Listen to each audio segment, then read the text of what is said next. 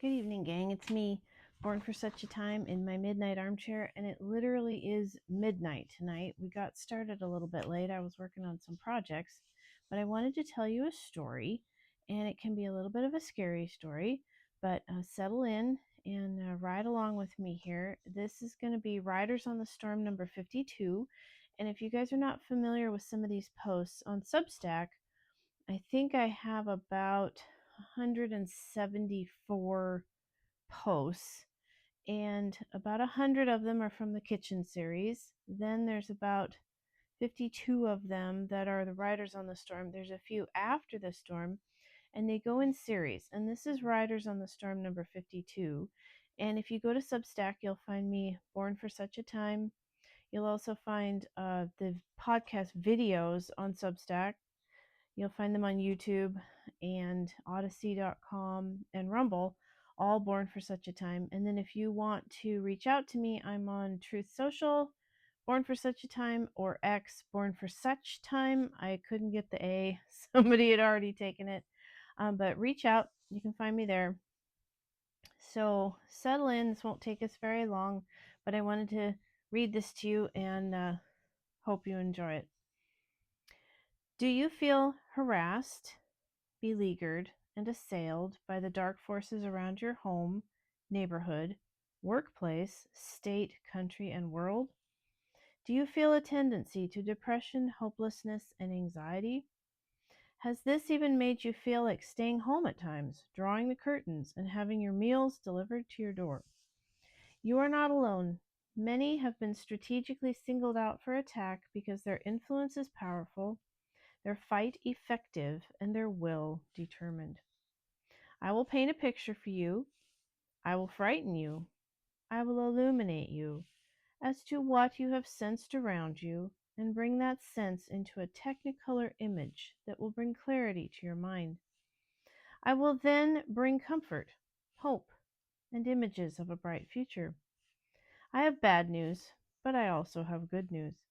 Settle in, for the story takes us into the dark shadows, but a lantern will arrive that will bring us back into the light of day.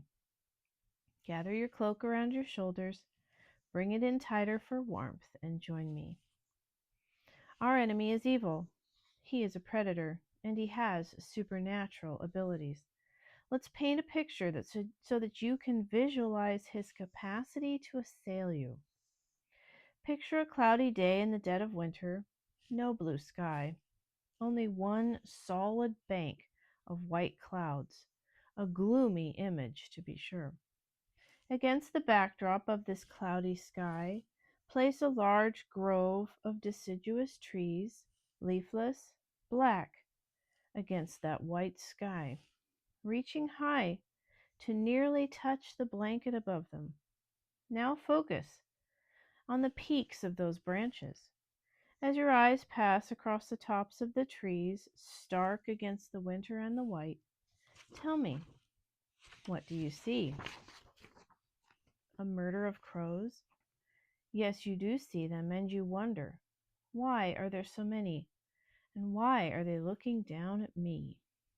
Is it possible that they are intentional, sinister, and strategically devising plans to undo you from their perches above, where they can watch and judge your every move? Yes, you are now convinced that they have ill will towards you, as their minds seem to have melded with a pack of wolves that have been given your whereabouts. You can hear the rushing of their paws through the snow as they make their way quickly and inexorably to your location. Who told them you were here? You feel like a deer in the snow, unable to get away in time as you hear their nostrils sucking in the cold air to find your scent, although the crows have told them exactly where you are and what to do when they find you, and they will find you. Now you are sickeningly aware that the air has shifted, the wolves have changed, they are somehow more dangerous than they were before, even with their sentinel crows as commanders. Then it dawns on you. There is something akin to witchcraft in the air. The crows and wolves have melded into something of the stuff of nightmares, with a supernatural element. more werewolf than animal, a chimera from the netherworld, and it has you in its sights. You can run, but it has given you very little head start, and its mind and ability are ancient. You have very little chance of escaping. It knows it, and even worse, you know it. Now wake up in a cold sweat and get your bearings. You are aware that evil would like to get you. It would like to reach you in your anxieties. It would like to make your world feel unsafe, your job, even your drive to work, your possessions, your health, relationships, finances, even your emotions. It wants you destabilized and off your game. This is because you are too valuable to God's army. Your stand is too strong, your morals and character too set in stone, your influence too great, your mission too important, your witness too powerful. You have been targeted for takedown by the enemy. As you shake it off, you remind yourself that you are in your own room. It is dark and cool. You are safe, for this is your place. You can go back to sleep. As you settle back onto your pillow and sleep returns, you find yourself in a small but symbiotic community. There are homes with gentle, peaceful people living there, with their dogs, yards, and routines, happily together. But something is wrong here as well, for their dogs are not in their yards, and the people have gone inside and locked their doors. Something is off here, and then it dawns on you. The evil from the trees is here in this community. It has been a bully, harassing these gentle people, making them feel unsafe to go out their doors, keeping them from feeling that they can let their dogs play in the backyard, even if the dogs felt like playing anymore, which they don't. You soon realize that the bully in this neighborhood is the same dark spirit of evil that appeared in the woods in your nightmare. It is the same dark evil that has spread across our world, our country, our states, our communities, and even harassed our minds at night when we have tried to sleep. This harassment has come in small areas in our lives, making us feel a lack of peace, and in large areas that have made us feel endangered. Your mind flits back to the week before, and you can give many examples of how challenging life has become in every single way and in every day. The joy seems to have gone, and the light of hope has grown dim. Perhaps you can relate to the people in this community who live in the shadow of a mean and capable bully. They are simply worn out, and their courage has faded. They no longer want to go outside their door and fight him again, as they have done every day for so many years. But suddenly, something has changed. The dogs have come out to play. People are stirring, and they seem to be preparing for a celebration. Christmas? The joy of Christmas has come to this little community? What changed?